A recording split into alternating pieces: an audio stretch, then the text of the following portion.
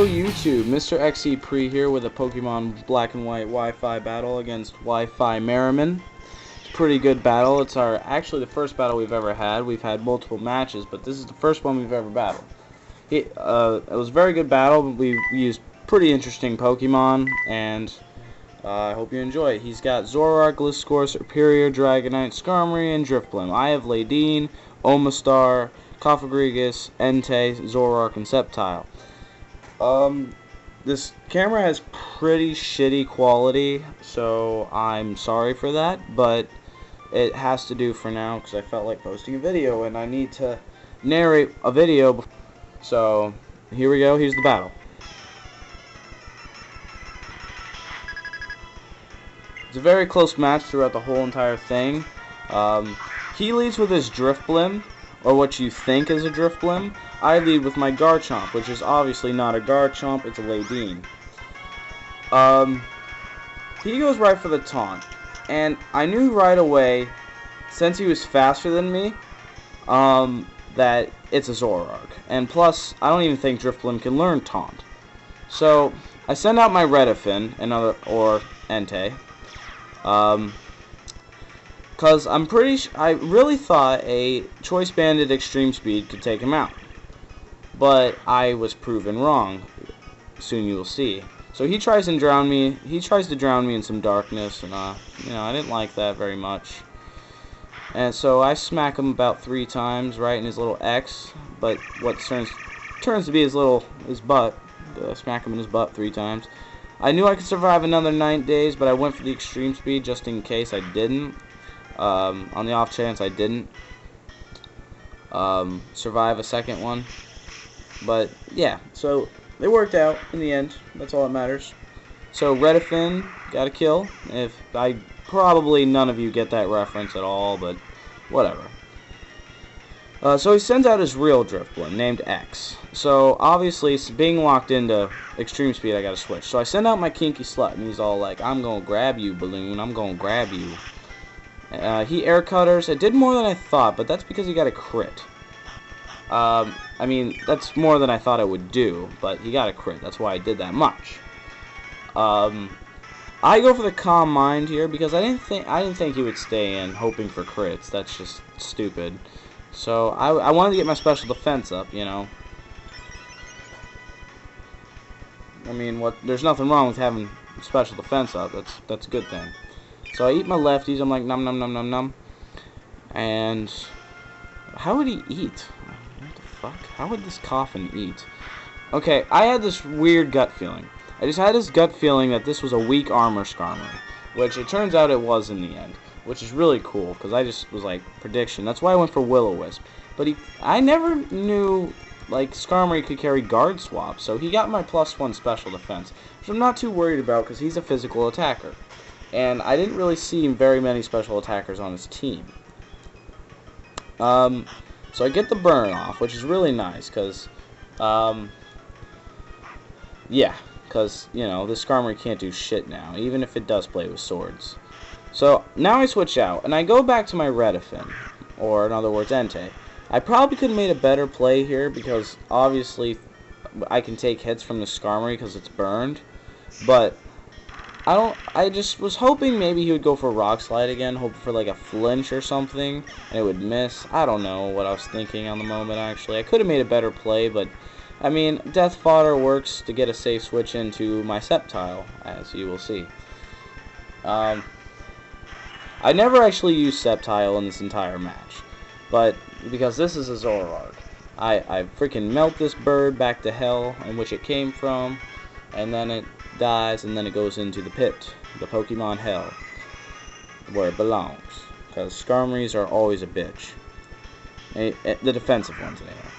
So I didn't think he realized this was a Zoroark after he saw that flamethrower. So I Night Daze, and that does a shit ton to this Drifblim. So I'm thinking it's EV trained special defense, because I mean I'm max special attack and max speed, and that did only like 3/4.